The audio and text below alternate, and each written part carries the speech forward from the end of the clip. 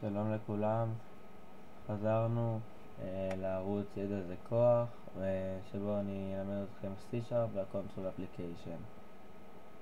היום אדבר איתכם על המשתנה דאבל, שהוא בעצם שומר מספר ממשי, מספר לא שלם.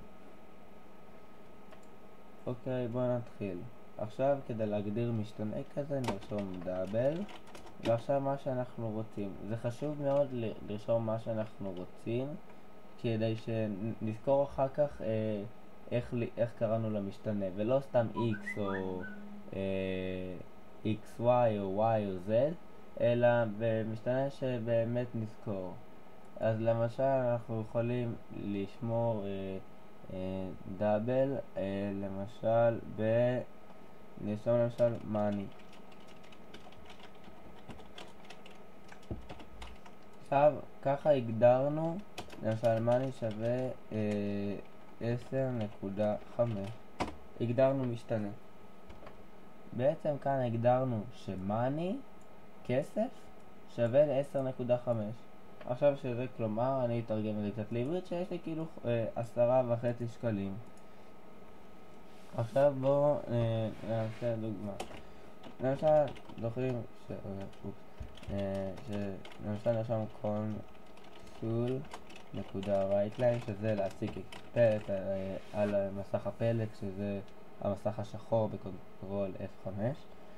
למשל נרשום money, כמו שלמדנו עם ה-int, שזה בעצם בלי מרכאות, זה ירשום לנו את הערך. עם מרכאות זה ירשום לנו את הביטוי money, רק את האותיות, כאילו את המילה money, כשירשום כמו רובוט. אז אם נרשום ככה זה יציג לנו 10.5. עכשיו בשביל דוגמה, אם היינו עושים את זה כאינט, אז תראו, זה מראה לנו שגיאה. למה? כי אינט לא יכול לקלוט לעצמו משתנה מסוג מספר ממשי שהוא לא שלם, רק דאבל. לכן נשנה את זה לדאבל. עכשיו למשל אני רוצה לראות, לי יש ביד 10.5 שקלים, ולמשל נסיעה באוטובוס עולה 5.40 שקלים. אז נעשה פסיק בס, נקרא למשתנה למשל בס שווה 5.4. נקודה פסיק, לא לשכוח. עכשיו אני רוצה שזה חשב לי כמה כסף יישאר לי אחרי זה. אז בפשוט מאוד, אנחנו כמו שלמדנו עם האינטים, עם האינט, שזה שפשוט אפשר לחבר, לחסר. אז נעשה money פחות בס. עכשיו מה אני אסביר? זה בעצם מה שזה אומר, הכסף פחות העלות של האוטובוס, שזה בעצם אומר 10.5 פחות 4.5.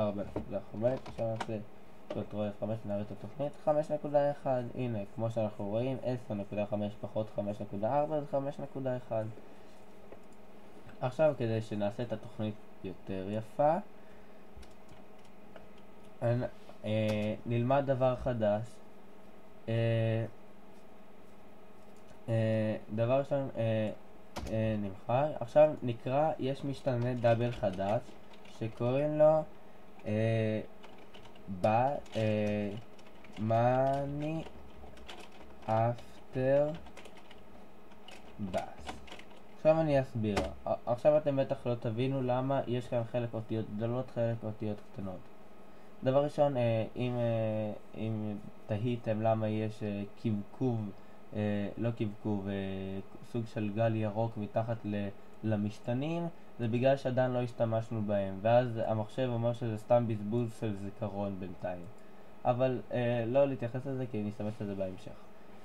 בעצם ב-C# אנחנו כותבים משתנה בצורה מיוחדת, כמו שבאנגלית למשל, אם אני רושם משפט hello world, אז נכון, את ה-H של ה-hello אני כותב מאוד גדולה, כי ככה כותבים באנגלית, אז משתנים ב-C# כותבים בצורה מיוחדת. אם זה משתנה מכל סוג, אז אנחנו נכתוב ככה, נרשום מילה ראשונה כל האותיות קטנות, וכל מילה שאחרי המילה הראשונה נרשום אות גדולה בתחילת המילה. וככה זה גם נראה ברור. הנה, money after bus. אם הייתי רושם money after bus עם אותיות קטנות, זה היה נראה מחורבש ולא הייתם מבינים שום דבר ממה שהייתי רושם. ככה רושמים ב-C#. וכל דרך אחרת לרשום את זה זו טעות גמורה לחלוטין. אז אוקיי, עכשיו בעצם אני רוצה לעשות משהו חדש. במקום שנרשום בפלט ככה console.writeline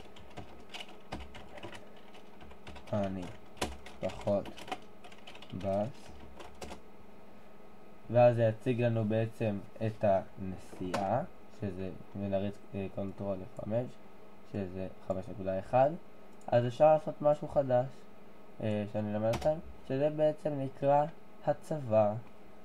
נקרא למשתמש money after bus שווה money פחות בס.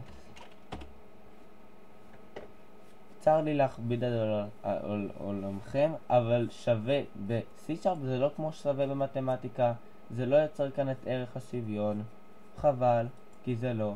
מה שבעצם הערך שווה עושה, זה בעצם הצבה. כל מה שקורה מימין לשווה, מוכנס לתוך הערך שמשמאל לשווה. מה זה אומר? שאם למשל, עכשיו היה לי, כמו שעכשיו קורה, 10.5 פחות 5.4, שזה יוצא 5.1, מוצב בתוך money after bus. ועכשיו נעשה console.writeline, ועכשיו לפני נרשום את הערך money after bus, את המשתנה money after bus, ואז נראה, והנה יצא לנו 5.1. עכשיו אני רק מזכיר שאם נרשום מרכאות זה לא יצא לנו, זה ירשום לנו money after bus, כי בעצם במרכאות הוא רושם טקסט כמו רובוט, ואז זה סתם התוכנית לא תעזור. מה שאנחנו כן יכולים, כדי שהתוכנית תהיה יפה, אנחנו יכולים לרשום money after bus נקודתיים, או אפשר כל מיני ניסוחים בסוגריים מסולסלים כמו שלמדנו עם האינטים. מי שלא זוכר שיחזור על שיעור שעבר, פסיק ונרשום money after bus. עכשיו שנראה את התוכנית נראה את זה יפה וזה גם ברור. money after bus 5.1. טוב, ככה נגמר השיעור, נתראה במדריך הבא.